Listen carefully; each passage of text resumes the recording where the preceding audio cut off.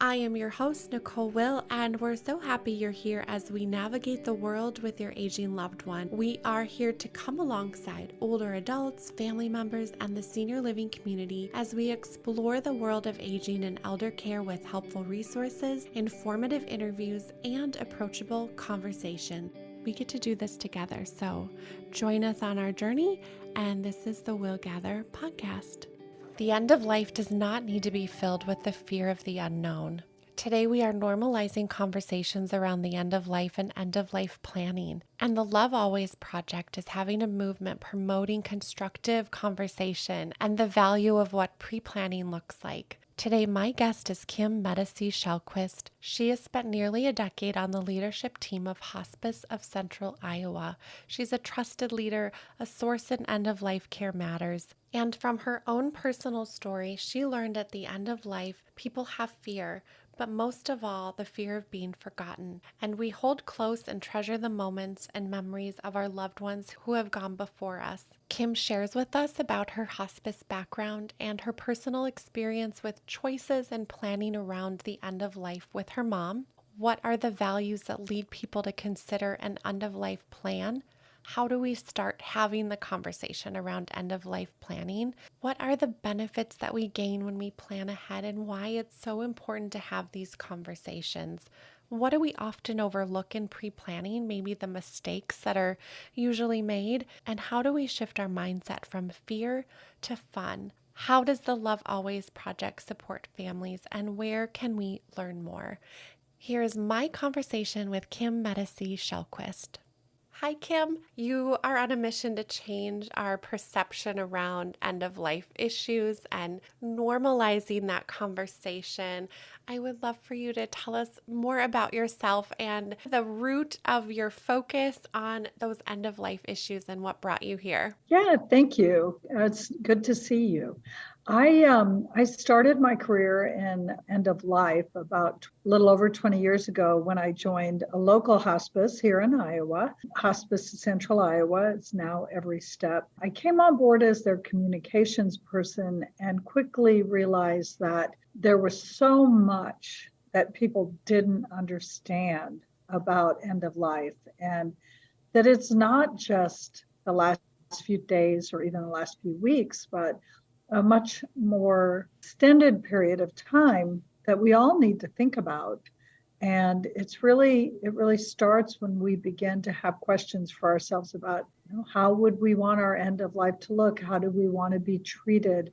What kind of care do we want to receive? What's important for our loved ones to remember about us? And I think that was really the beginning of a mission or maybe even a crusade that I will carry forward for the rest of my life, because I think when we have a good understanding about the importance of thinking about that last phase of our life, it really does inform every phase of our life. Mm-hmm. So the sooner we start thinking about it, I think the better life we have. I think you're right. And I love that you connected that because it's a part of life in general. And when we feel that those questions start coming up, then we can take into account about evaluating how we're living in the moment. And that's really important. I couldn't agree more. And I think there's a couple ways that we look at the fact that our life goes by really pretty quickly in truth. One, we get sort of frantic and we want to try to do everything. It's that bucket list concept. And I've been there and I still do that. I still think, oh, this is something I really want to do while I can. But there's a deeper part of it, which is truly understanding who we are as individuals, what's important to us, and making sure that those are the things that we focus on, I think, so that, we talk a lot about no regrets. But that's, to me, that deeper understanding of who we are and what's important to us is the thing that helps us live our lives in a way that hopefully we have fewer regrets. I think we're human. Yeah. So we all will have a regret. That's just the function of our own humanity. It is. And it's hard to get everything in and giving ourselves permission to feel all of those emotions. And you're right, life, as we all are aging every day, we have more urgency as we get closer to what we feel is that time, right? And having those conversations. And you have a really personal experience with this, interacting with your own mom. And I would love for you to Yeah. tell us more about that and how that shaped your lens on what we're talking about today. Yeah. The first thing I want to say about that as I go into the story is that remember when you hear some of the challenges that I experienced during that time, Mm-hmm. both personal for myself emotionally and in reality of trying to seek the best care for my mom. Remember that when this happened, I had had nearly 20 years of working in the end of life space under my belt. Mm. So, in theory, I should have been far more prepared than I actually was. When it, there's the theoretical side of dealing with end of life experiences, and then there's the emotional side, Mm-hmm. and they overlap in a big way, but they don't they don't necessarily prevent you from having things that you regret. Mm-hmm. So I had been in hospice care and then again working in funeral service and funeral planning, which is a big part of my focus right now as a professional. And my mom had been extremely healthy and active and was 82 and was going about her day-to-day life and literally with no support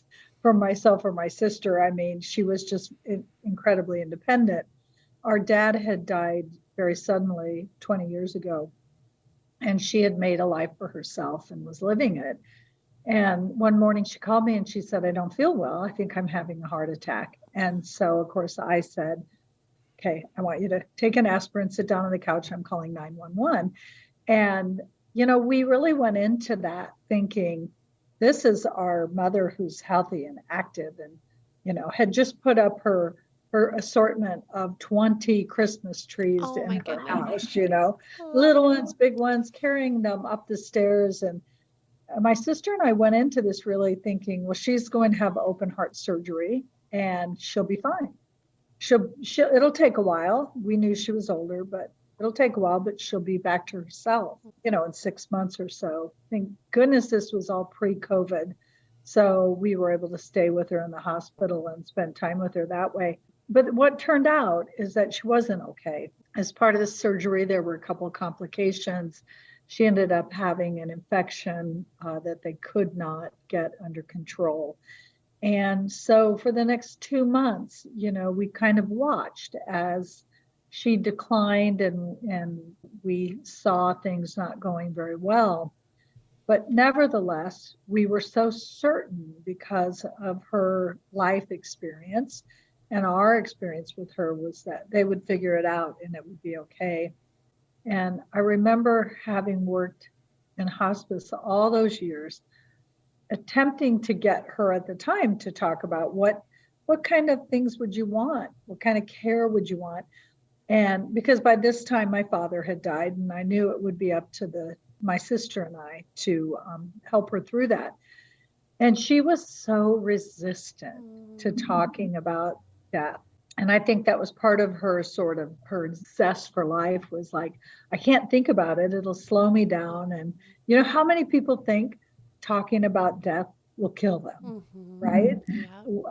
Yeah. If I talk about it, it will happen. So we never spent a lot of time talking about it. And then when she was really sick, it felt too hard to talk about it because we didn't want to have that conversation with her. And what finally happened was we had a doctor, and this is frankly kind of rare, who was her surgeon, who came to see her and pulled my sister and I aside and said, anything that you do now to try to cure your mother will only prolong her suffering. And gosh, I should have seen all the signs. I had worked closely with our medical staff to know what symptoms indicated hospice appropriateness, to understand what the course of end of life looked like. And I had written the brochures. I had developed the book that we gave to families. And here I was sitting there, absolutely stunned when he said, your mom is not going to get better. And I thought to myself, well, if I could put my head in the sand this deeply, what's it like if you don't have any of the training or the experience that I had had in my professional life? So I think, the lesson taught me that there's two different ways that you think about end of life. There's the emotional side or the intellectual side of it where you say, okay, we all know we're going to die. But then there's the emotional part of it where you don't actually believe that, so you don't think about it. Yeah. And I often think about how much sooner we could have brought my mom home, how much more time we could have spent just sitting next to her talking. If she and I or she and my sister had had those conversations sooner, I think we would have been more open to acknowledging what we saw, and it would have been easier for us to talk to her about. Intellectually, you knew all of those things, but when we're so close to family and have such big emotions, it makes it a whole different scenario for us. It's so true. And I think, the other piece of it is that your brain doesn't transition very well. And so my brain and my sister's, and I think even my mother's, because she'd been so healthy and active, our brains couldn't transition the mom, the Joanne, the person who had gotten sick that morning in mid-December, from the one that we saw in mid-January. We just kept going back saying, well, she can get back to this. We know she can get back to this. Because we hadn't had a conversation that went something like, ask the doctor, would they do this if it was their mother? What's the likelihood that they think it's going to work? What's the true prognosis here? Because what I've found in my professional life and my personal life is that medical professionals are no different than the rest of us in that they don't want to, if I'm saying you should know my mom, she is so active and healthy and outgoing, they don't want to be the one to tell me that that person is no more. That she's only going to get worse from here. And so, I think there's a very real belief among medical professionals that you can't take people's hope away from them, that it somehow damages whatever process they need to go through. So having walked through that, I think that is a big question that families have is, how do we even start that conversation? Yeah. What would you recommend is a good place to start for families? Yeah, it's a good question. And I think that being open to the concept of death and dying as part of your own humanity is the biggest step that you can make. And for a lot of us, that's a big hurdle, but you have to be willing to say, just in the moment of time, so I've been going through my sister and I spent almost 2 years finishing my mom's estate. And I will sit and tell our kids, my husband and I will tell our kids, well, here's what we don't want you to do, or here's what we'd like you to do when you have to settle our estate. Interestingly enough, our children do not want to talk about this. Interesting. They're like, oh, you guys are young, don't talk about that. And but we do. And I think my husband and I both talk a lot about, well, what would you want if this happened? And so I think part of it is just normalizing it. And there's only one way to normalize something, and that's to do it. Take baby steps. It might be as simple as, if you have a friend who's gotten sick, to say, gosh, if that were me, this is what I would want you to do. And as it gets to be more comfortable, you can get more detailed in it. Yeah. And there's certainly resources, as we're talking, the Love Always Project has opportunity and kind of conversation starters and those sorts of things But I think the toughest thing is to have the first conversation. Mhm. Doesn't have to be deep, it doesn't have to be lengthy.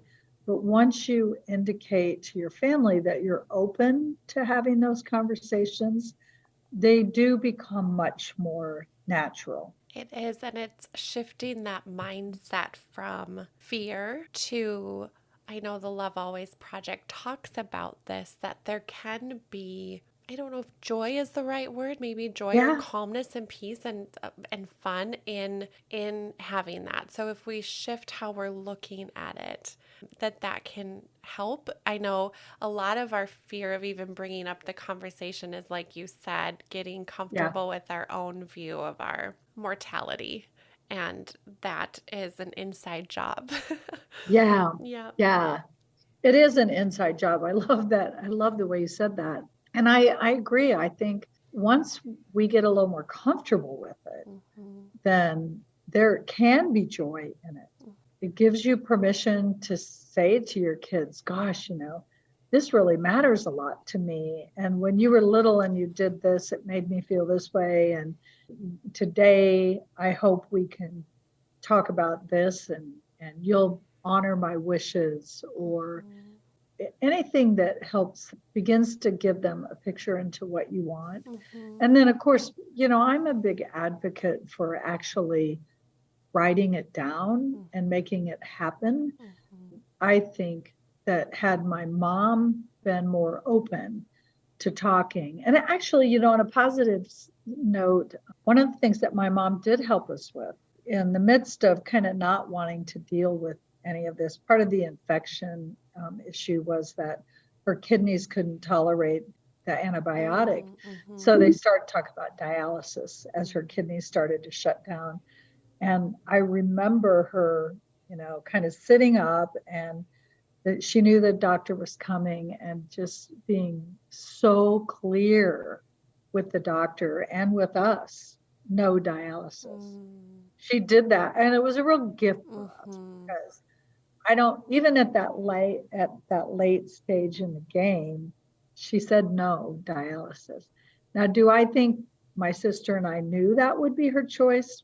We probably did, but it was such a gift to us Mhm. when she said that. And I thought, my gosh, she could have given us that gift like 10 years ago. But I know. Then we're yeah, not having to carry the responsibility of having to make some of those decisions. And I yes, think that's part yes, of the gift in that. I remember absolutely. when my parents, not too long ago, handed me a folder Yep. of all of the things and all of the plans. And I felt such a sense of relief knowing that things were taken care of, and that was a Yeah. gift to me. But also, what prompted that is my mom was the primary caregiver for my grandma, who had lived in our home and then lived in the care community where I had worked, and that was amazing. But I think our perception changes when we have to walk through that with Yeah. our loved one. And then we think, okay, I don't want my kids having to worry about all of the things. I think that can kind of shape that as well. Yeah. I think it absolutely does. And, you know, that kind of, I think that takes us down a path of where we need to use those experiences to make life going forward better. Mm-hmm. So it was a terribly emotional and intense experience that my sister and I had as we took care of my mom.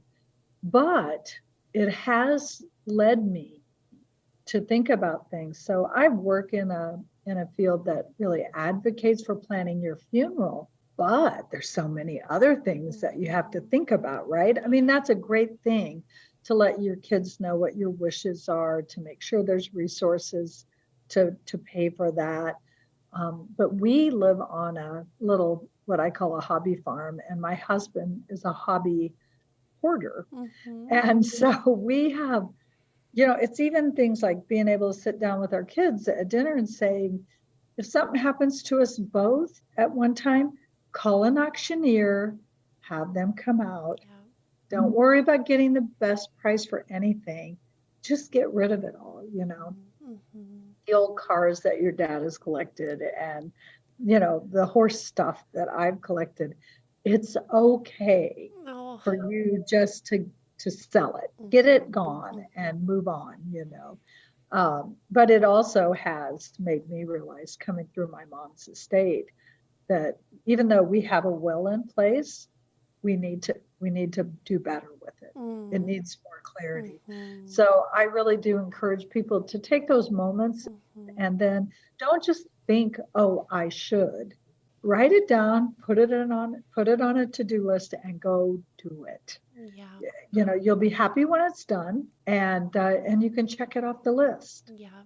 Even those little things when you were saying about your husband's things, we carry so much emotional weight making those Yes. decisions. And so having that laid out is going to free up the energy to just be and celebrate the life and Yes. be fully present with family in that grief at that time.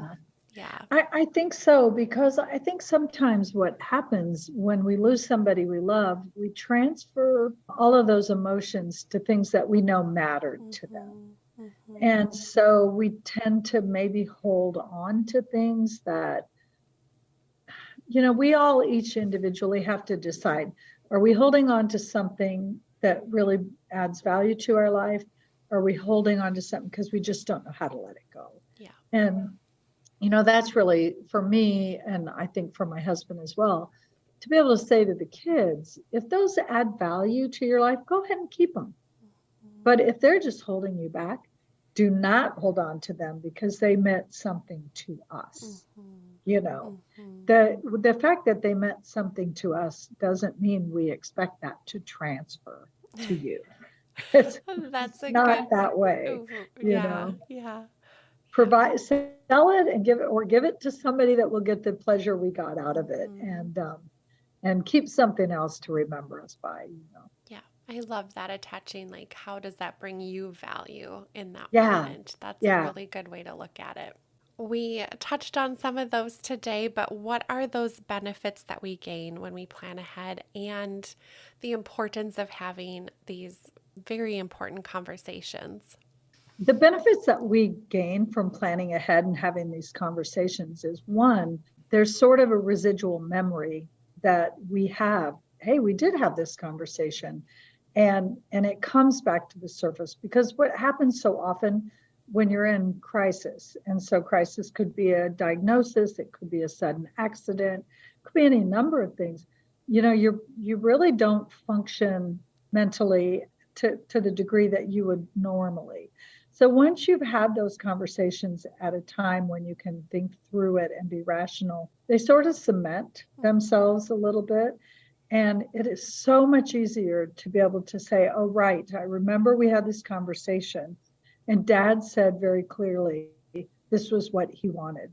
They were very clear with me about their wishes to handle this particular property or issue in a certain way. I think, one of the benefits of that is it's lots less likely that you will have disagreement with others in your family. Mm-hmm. I say, my sister and I went through this process with my mom, and there were just the two of us, and we really did not ever have a disagreement. And we were so lucky that way, because I've seen other families where they love each other as much as my sister and I love each other. They agree on most things, but there can be significant disagreement about what did mom want, or what do we think is right for mom, or how would we do this with dad. And those disagreements are not made easier by the emotions and the stress and the grief that you are facing as you see the end of your loved one's life approach. So the benefits are clarity, comfort that you're making the right decision, and ultimately the benefit is that your family is more intact, I think, as you go through. Because, I'm sure you've seen this in your life, and I've seen it in mine. These are the things that pull families apart. Mm-hmm. And you see a family and you think, oh man, they are solid. There's nothing that would pull that family apart. And then death comes, illness comes, and a disagreement can really be devastating. It's preserving those relationships Absolutely. and keeping that Absolutely. intact. Yeah. Yeah. I know I think about that when my parents have recently built a cabin, and I'm one of four kids, and so my dad's shared that he would like the legacy to live on throughout the generations. So knowing that it'll be in our family, how do we protect that? Yeah. Honoring those wishes and at least having those conversations. So if something were to happen, we're not thinking, okay, do we need to sell this? Does one child want something and one doesn't? And go in all those different directions, because I could Yeah. see that being a huge issue potentially. Yes. Absolutely. Hmm. I just think when you can look at each other and say, you think this, I think that, but here's what dad said, Yeah. then it just becomes less of an issue. Sometimes it's not an issue at all. Takes out the guesswork. We It don't takes have out to the guesswork. we don't have to Yep. try to come up with that. And what do we often overlook in our pre-planning, or mistakes that we make, or things that we assume that we don't always get right? Yeah, I think that we do make the mistake of not being clear enough Hmm. sometimes. And I think that happens oftentimes because we aren't comfortable talking about the end of life. So we might be, I've always said that, take a ventilator, for instance. Sadly, as we've come through COVID and we see all these folks who've ended up on ventilator or other life support mechanisms, we hear people say all the time, "Oh, don't hook me up to a machine," Hmm. right? So I could say that to my kids, "Oh, don't hook me up to a machine," but there's a couple different ways that could happen. I could be in a car wreck, and the doctors want to hook me up to that machine because they think otherwise I'm probably going to get better, Hmm. but I need that machine for a short period of time to help me survive the injuries that I've Hmm. sustained. Or I could have stage 4 terminal cancer, and the doctors say, her lungs aren't working any longer. The only option is to put her on the machine. Well, those are two completely different situations. And me telling my kids, don't put me on a machine is of no help to them whatsoever, right? Hmm. So we have to be able to have more honest conversations about how would I want to live? There are a lot of people who probably would want to live even knowing that they may have to be in a wheelchair or they may be somehow disabled going forward. And other people would say, if dialysis is a great example. If I'm going to need to be hooked up to the machine twice a week for the rest of my life, I don't want to do that. That was my mom's take on it. Hmm. It wasn't that she didn't want dialysis. She didn't want to be ruled by it. So we have to be clear. I think the biggest mistake we make is just to be flippant about what we want. And then we don't really give our families the information that they need to make the decisions. The other mistakes that we make are, not having a will is a simple thing that many, many, many people in this country don't have. If I'm young and I have children at home and I don't have a will in place or directives in place about who's going to raise my children, we have no idea what kind of chaos that throws a family into. And then, for somebody who's older, it is as simple as not telling your children, I don't want to be buried in the ground. I would prefer to be cremated and scattered. I don't want a funeral at a funeral home, but I want to have a religious service and I want the funeral home to help make sure all that happens. Those are things that if we write those things down in the form, whether it's a formal prearrangement or it's part of some other document that we put together, we are really giving our children a gift. Those are all things that are so important to think about. And so, what I what I believe I'm hearing you say is that there's never too early of a time to put everything in place. No Yeah, matter our absolutely. age, we can start doing that. Yeah, Yeah. I think that's exactly, thank you for being so Mm, succinct about it, because when they're done, when those things are done, we can walk on mhm, with our life knowing that, okay, I've protected the ones I love. mm. Whether it's I've protected them because I've assigned a guardian to my children, whether it's I've protected them because I've made it clear to them what I want and I've set aside money in some form for them to access. Our life goes on and it's easier. And that's what I love about what you're doing. And the mission of the Love Always Project is that you're taking some harder conversations and making it accessible and then providing those practical resources. So I'd love for Right. you to tell us more about what the organization is doing and what resources and tools for support are being provided so people Sure. can go and get all of their questions answered. I really would encourage people to go to the lovealwaysproject.com site. And as you go through there, you'll see everything from just why does this make sense? Why have other people done it? What are the steps that you can take to complete a prearrangement? And things like what are the questions you should be asking? What things should you be considering? Because I think for people who've not been involved in the work that you and I do, it is a little bit, kind of mysterious about where do you start to think about what the end of your life might look like and what might be important to you at the end of your life. And so the Love Always project.com has quite a bit of that information. And it'll also tell you how to get in touch with a funeral home, for instance. And if you wanted to go in and plan your funeral, every funeral home that I know of has a process and they're very welcome to you, to the idea of you coming in and just sitting down and making sure that those things are documented for your loved ones. We I work with a lot of folks who do that, who are the arrangers. So they sit with you and help you plan what you might want ahead.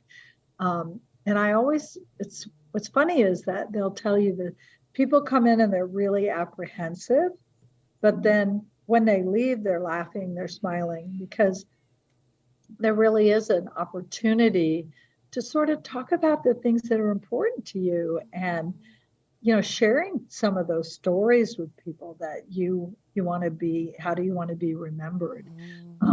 And they're, these folks are really good at helping people document some of those things. And I think the important thing to remember is that you're not signing in stone. If 2 years down the road you've moved to another town and you need to change that arrangement to a different funeral home, or you've completely changed your mind about what you want, Yeah. it's really pretty easy to make changes to those Mm-hmm. things. Mm-hmm. But getting it down is, I one time talked to a woman who had just done her prearrangement, and she said, that was actually kind of fun. I took my daughter with me. We laughed. We talked about things that mattered to us. And there's a lot of opportunity there. There is. It's getting to know our loved ones in a different way too.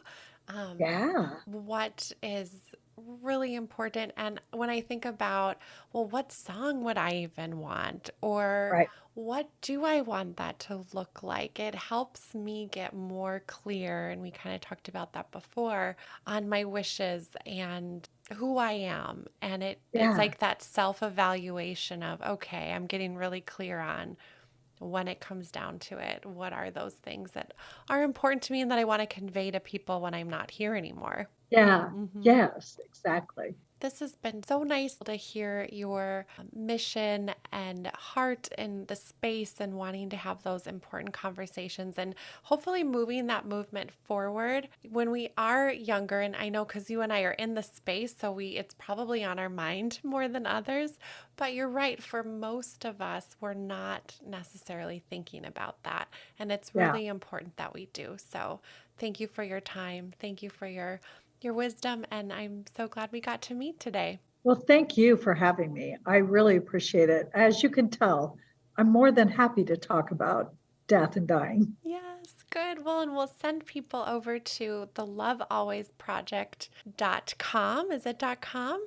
Correct. Yep. And we will direct people there and they can learn more and find out even more about what is happening in that world. So thank Great. you. Thank you. I really appreciate your time. Thank you for listening today. If you enjoyed our episode, please subscribe and give us 5 stars. In all honesty, we'd love to hear from you. Thank you so much for listening to our episode.